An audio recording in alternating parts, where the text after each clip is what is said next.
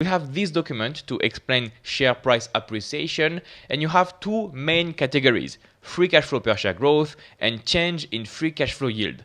Let's start from the top. Free cash flow per share growth. For those who don't know what free cash flow means, that's the cash that the company generates at the end of the year, after the costs, after the inventory expenses, after the investments, after the capital expenditures. That's the cash that is remaining at the end of the year. And with this free cash flow, a company can do buybacks or pay dividends or pay down debt. So this is the cash at the end of the year. So that was for the free cash flow. And you see, this is not just free cash flow growth, it's free cash flow per share growth. We take into account the total number of shares from the company. And we will see this has an impact on the appreciation of a stock price over the long term. Okay, well, let's start from free cash flow growth. What can have an influence on free cash flow growth? First, revenue growth. So this is normal. If the business is growing, generating more revenue, more sales, for example, with higher prices, it will get more revenue. For example, Apple, if they raise the prices of iPhones,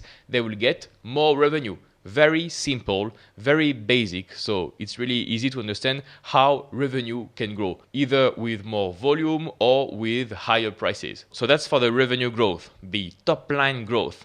Because you start from a bigger amount of revenue, then you reduce the costs, the different margins, the capital allocation decisions, the investments. If you start from a bigger pie, you will get a bigger free cash flow. So that's the point of looking at revenue.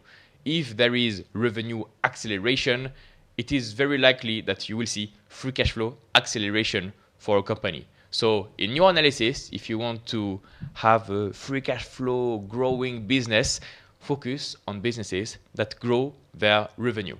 That could be the first layer of your analysis. And if you want to select the best investment ideas, you can run a screener and you put as a filter revenue growth. It doesn't mean that you need 20% revenue growth, but 5% per year, 8% per year, that's really decent. And the next thing for free cash flow growth is the free cash flow margin expansion. Cut costs, increase efficiency. Okay, what does it mean? What does the free cash flow margin mean? That's quite simple. Free cash flow divided by revenue. So if you generate $100 of revenue and you cut the costs, so you cut the salaries, the administrative costs, the inventory costs, the capital expenditures, the investments, at the end you get the free cash flow and you get $10 of free cash flow.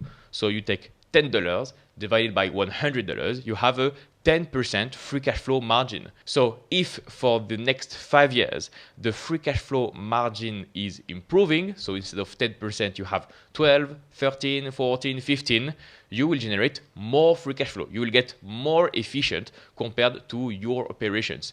Less costs, more efficiency with AI, anything can work. So if you focus on businesses that improve the free cash flow margin, it will make your stock prices go up. That's a simple analysis, but it works. So if you get these two layers of analysis, first, revenue growth, so you start from a bigger pie, and more efficiency with free cash flow margin expansion, you have a very good recipe to have a strong long-term result for your stock. And for this analysis of free cash flow, I would advise to look at the past 5 years, past 10 years of a business. Look at the historical free cash flow growth. Don't look at 1 year, 2 years, 3 years, because of investments, short-term trends. These can fluctuate a lot within 1 year, 2 years. So look at 5 years, 10 years, and you will see the compound annual growth rate, the real growth rate of free cash flow growth. So for this part, don't look at the short term,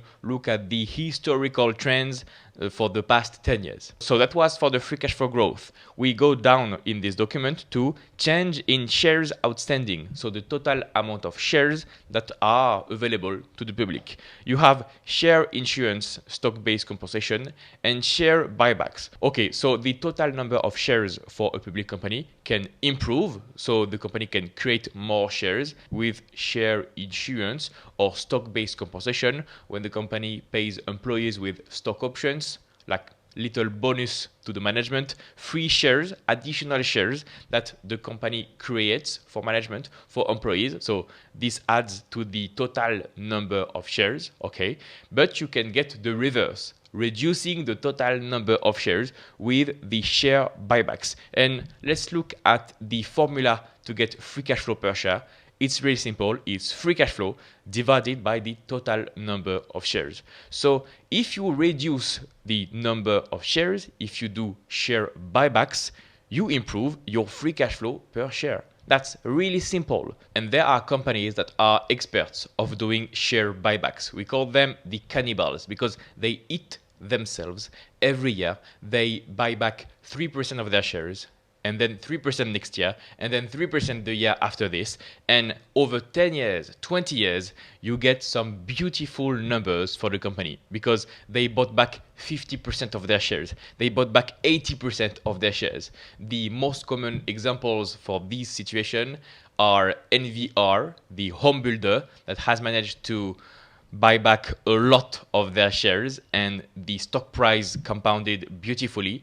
And the other famous example is AutoZone. Same category. They have decent free cash flow growth and an amazing share buyback program. So every year for the past decades, they bought back some shares and this increased free cash flow per share a lot. And this resulted in strong outperformance compared to the major indices, compared to the Dow Jones, to the S&P 500. By the way, if you're looking for a complete framework to analyze stocks and build a strong portfolio, I have a coaching program. More on that at the end of the video.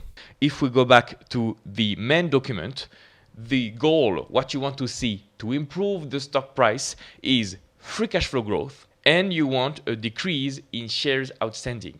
And I'm not talking about 1 year, 2 years, I'm talking about long-term results. So in the next 5 years, 10 years, if a company manages to grow their free cash flow by 10% per year, and then they do buybacks, annual buybacks of 5% per year, you get 2 strong tailwinds that will boost your share price. That's 2 engines that are working simultaneously. So that was the big part, the biggest part, free cash flow per share growth. I hope that's clear. Okay, so now the second main category in this document is change in free cash flow yield.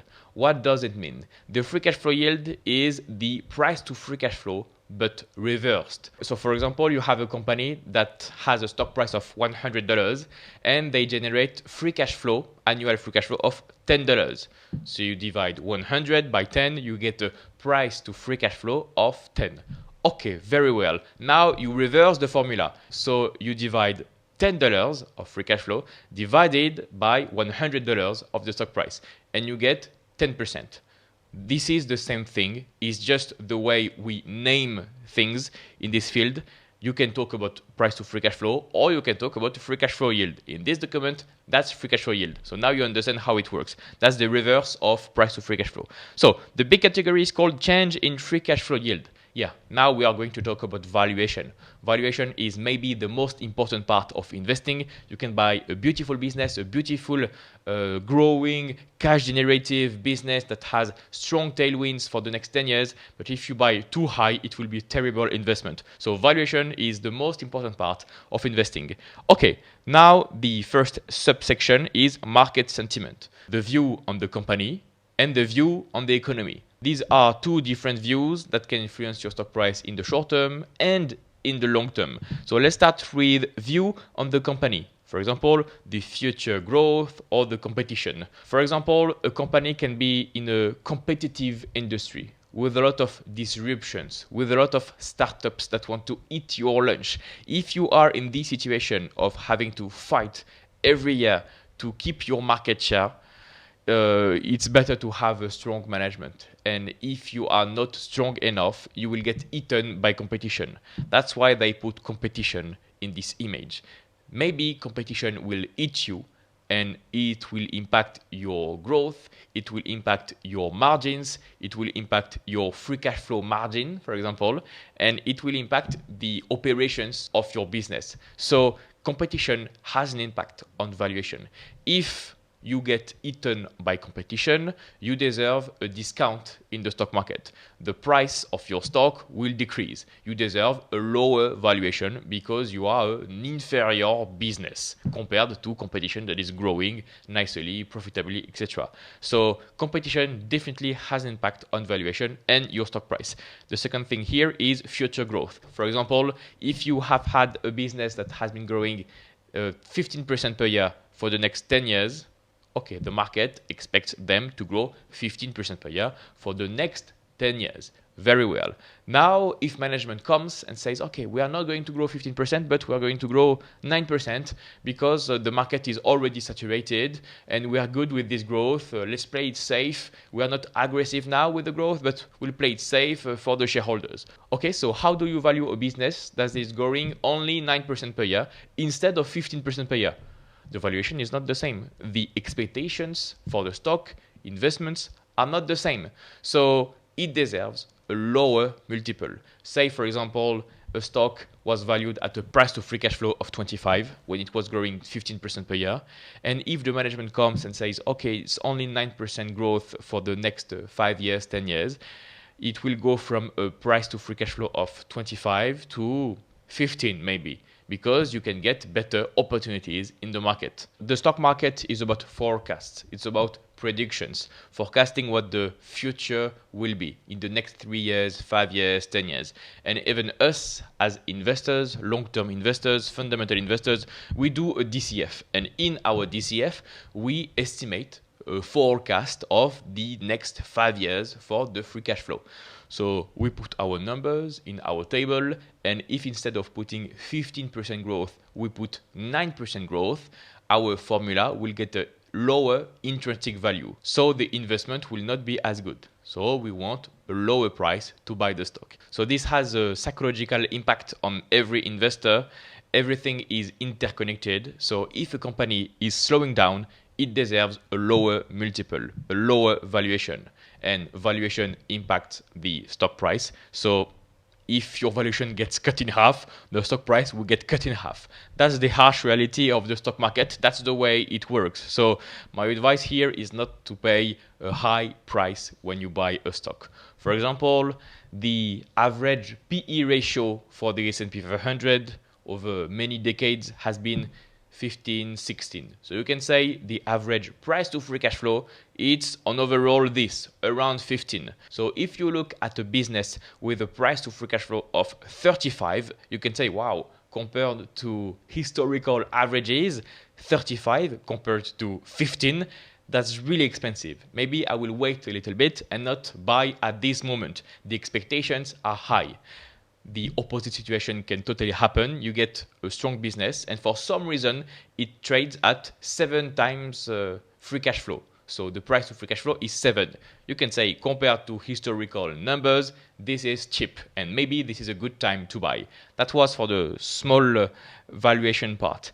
And the next point here for the subcategory is view on the economy. Inflation, recessions, crisis, everything that you can't control, we can't control, and that is not the main point of all our fundamental analysis. But still, if we enter a recession, it will impact our stock prices. So literally, we can't do anything about it. We just need to prepare. I would advise to not spend a lot of time anticipating the next recession or what will be the inflation data for the next 3 years. Nobody can predict it. Even Warren Buffett doesn't know how to predict it and doesn't predict it. So recessions will happen. And obviously, like in 2008, the big recession impacted share prices. Everything dropped 50%. Same thing for COVID. Everything dropped 30%. But still, nobody could predict that they were going to happen. So I would advise to not spend a lot of time thinking about it. And the last point is market liquidity. That's the ability to invest. Interest rates, QE, so quantitative easing. So yeah, that's the monetary policy of the world, of the US most of the time. And this can influence your stock price. For example, in 2020, 2021, we had interest rates of 0%. So companies could borrow at near 0% to invest more in their operations, to boost growth. So they borrowed debt to have a lot of investments to boost their growth. And because they have more growth, they deserve a better valuation. And this is a change in free cash flow yield. And this increases the stock price. So yes, of course, interest rates have an impact on valuation. So that was for the situation with 0% interest rates. But if you increase the interest rates, like we've seen in 2022, when interest rates went from 0% to 5%, this had an impact on businesses. Because now when companies want to borrow, they don't borrow at 0%, they borrow at 5%. So they are less likely to borrow money to boost growth. So less borrowings, that leads to less investments in the business, less growth, and because of low growth, you get lower expectations and lower valuation. And lower valuation means the stock price drops. So of course, interest rates have an impact on valuation and stock prices. So you can get, there is a reverse correlation between interest rates and valuation. So if interest rates go up, stock prices go down. And if interest rates go down, stock prices go up. This is not true all the time, but this is a good approximation of how it works. And I'm telling you, nobody can predict how interest rates will evolve in the future. You can get some crazy moves, so I don't forecast what interest rates will look like in 5 years, 10 years. That's impossible because that's too many factors at the same time. I would not advise to focus on interest rates for your investments, but just know approximately how it works and you will be fine. And also QE, quantitative easing, which is part of the monetary policy of the Fed, the Federal Reserve. They inject liquidity in the financial system, which improves the global economy. You get more capital chasing after the same number of stocks. So that's supply and demand. And this creates a tailwind to stock prices that tend to go up when there is excess liquidity. So to sum up, I would say market liquidity at the bottom of this image and view on the economy, inflation, recessions, don't focus on this. Our goal as fundamental long-term investors is to buy great businesses.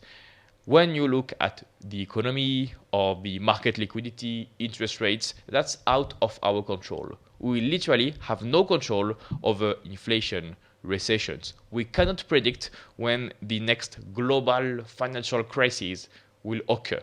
What we can control is the price we pay. So that's the view of the company, market sentiment, future growth, competition with the free cash flow yield, the price to free cash flow. So you want to buy cheap. And we can also control the quality of the business, the free cash flow growth and the change in shares outstanding. So buy cheap and buy great businesses. That's the goal of this image. You want to buy the best companies at a cheap price. Investing is easy when you think like this. So if you use these key principles and you only buy companies that grow their free cash flow per share for the long term, and you buy them at a cheap price to free cash flow ratio, you are very likely to make money in the stock market. You will have stock prices that will go up in the long term. If you like this content, I have an investing coaching program. In this program, you will learn a complete investing process. You will learn how to find good stock ideas, how to properly value stocks, when to buy, when to sell, so that you can build a strong portfolio with great companies. Additionally, in this coaching program, you will have access to my personalized guidance for long-term results. We will do weekly calls where we analyze stocks together, and you will have access to my private number available 24/7 for full support. If you have any questions, I'm here to help. Click the first link in the description below to get more information. You will get a short video that explains how everything works completely for free. No need for your mail address. Just click the first link in the description and I'll see you on the other side.